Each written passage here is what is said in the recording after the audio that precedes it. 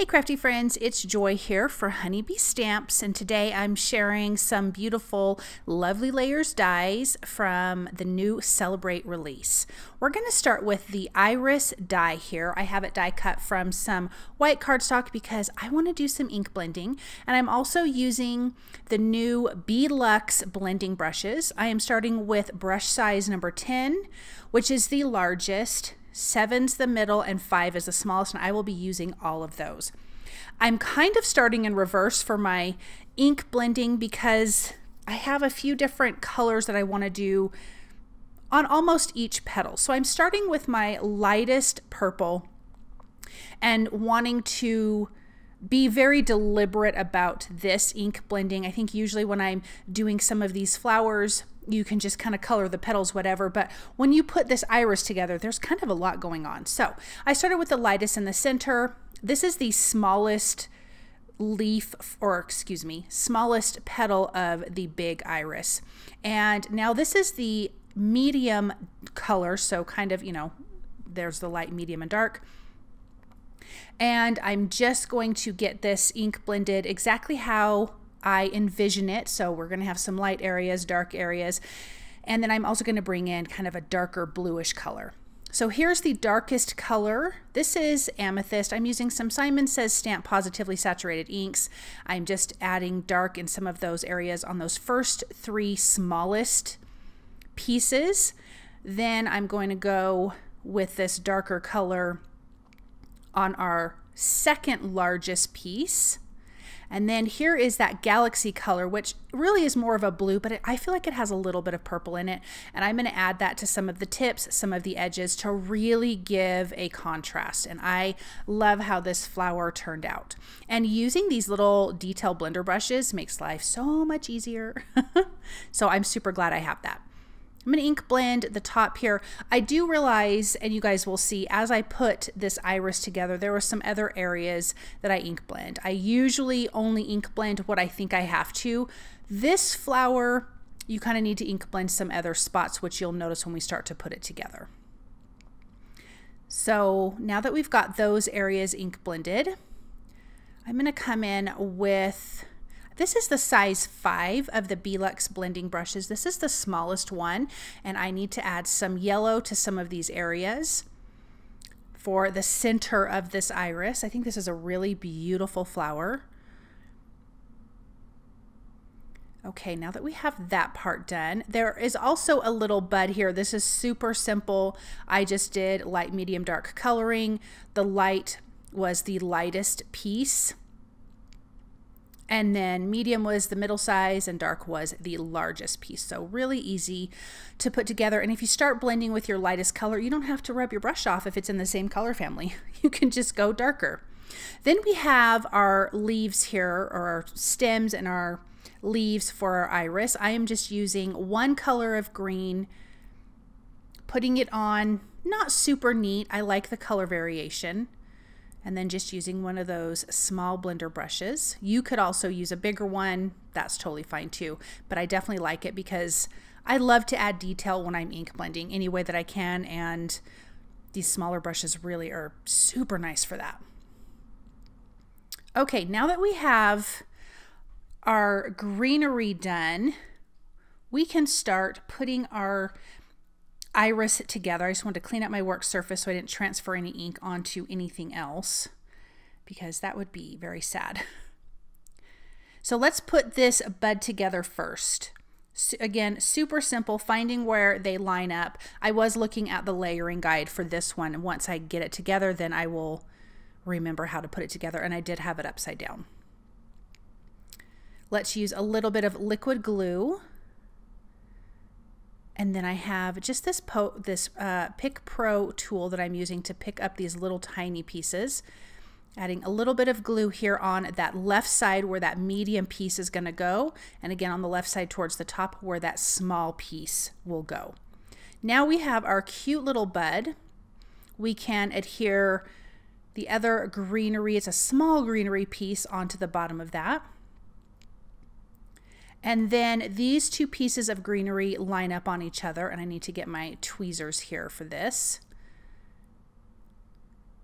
And you put that in place, and then these other two pieces just go on this stem independently, which I think is really kind of nice. I feel like you could kind of change that around how high up or how low or whatever, how you want that to go.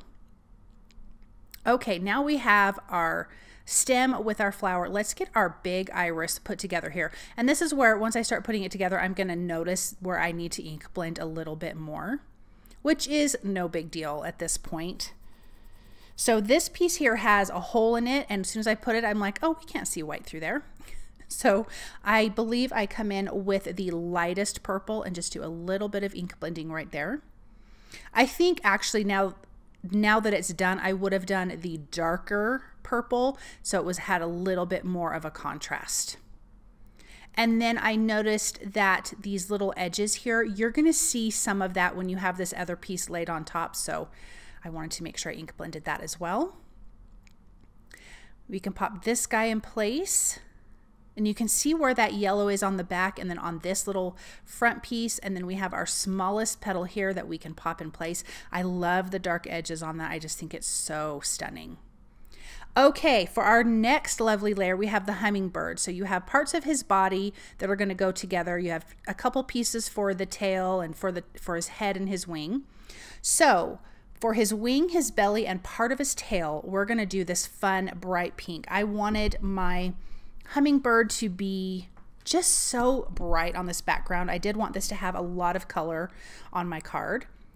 So again, I'm using the number 5 Beeluxe blending brushes. It's the smallest size, which again is super fantastic for these really small pieces.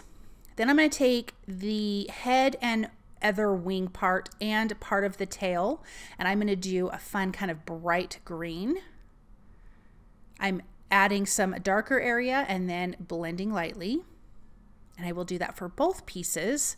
And then we have our 2 pieces of our body that's going to layer together. Then there's an eye and the beak, which we will deal with here in just a little bit. And I thought I would use, I mean, it's really to the green side, but kind of has a little bit of teal to it, but it's not like straight teal. So again, blending, adding dark to the edges, and then blending out lightly from there so we can have this really nice coverage. And I do go back in and add a little more color again once I put these together, and then I can see where I needed a little bit more ink blending. You could just ink blend the whole thing and not worry about it, but I usually try to save time by not having to ink blend everything, and sometimes that really works, but these 2 guys you should probably just kind of ink blend everything and then you're good. All right, so tweezers and liquid glue are the tools of choice, of course.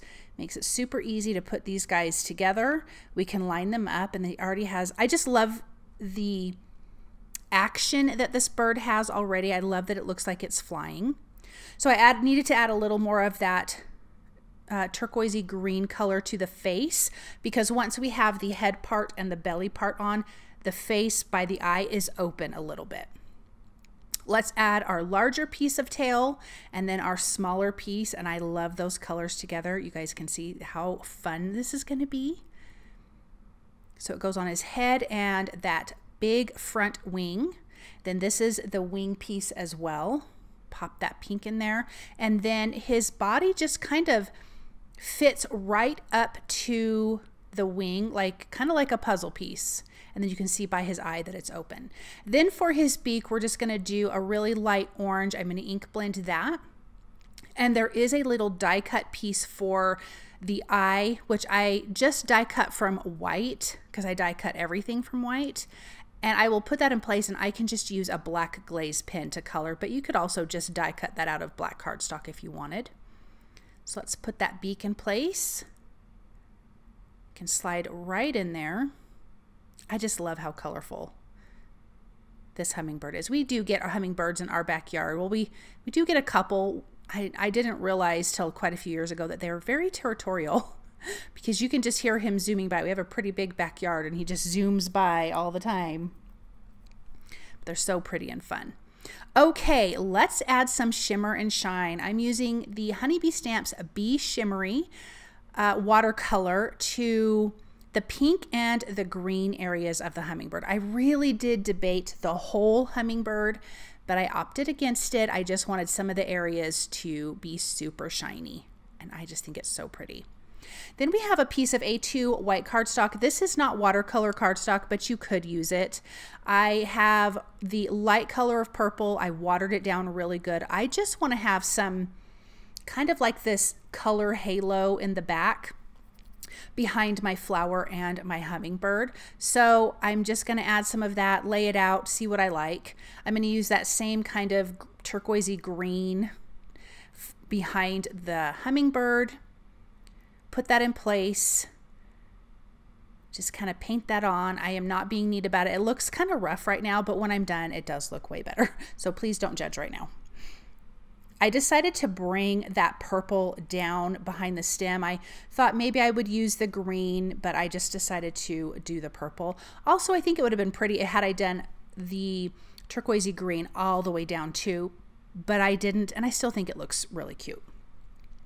Now that that's done, let's splatter that with the Bee Shimmery, because I just think we need a little extra shimmer. And I'm going to let that dry for a second while we do the sentiment, and then we're going to come back to that background. So this is from the Celebrating You stamp set, and I am going to use the coordinating die. It says Celebrating with you is the best, and I love how scripty it is and just dainty. I think it's super pretty, and I stamped it in that same ink that I used on the hummingbird. Okay, now that that's mostly dry, it's still kind of wet, I'm going to use the Sandie's Garden 3D embossing folder. Oh, look at how pretty that is and all of that sparkle. I think it's so gorgeous. I want to adhere my iris to the background. I did some tape runner and some liquid glue because my cardstock was still a tad bit wet. I wanted to make sure that everything stuck. And then the hummingbird will have some foam adhesive. I want his beak kind of at the center of the flower, and I really do like that halo of color behind each one of these images. I just think it adds a little interest. And then of course that sentiment is going to butt up right under the hummingbird, and it kind of draws a visual line to where the color is, and then there's white cardstock at the bottom there. So I think it works. I want to finish this off using the Crystal Glimmer gem stickers. Crystal Glimmer gem stickers. I'm going to put a few of those around to add a little extra something of glitter and shine. And then I have this on a A2 size white card base, and look at how pretty that is. I love how this turned out. I love all of that 3D embossing in the back, and of course these lovely layer dies are gorgeous. Thank you guys so very much for stopping by and watching. I hope that you feel inspired by this project, and I hope you have a wonderful day.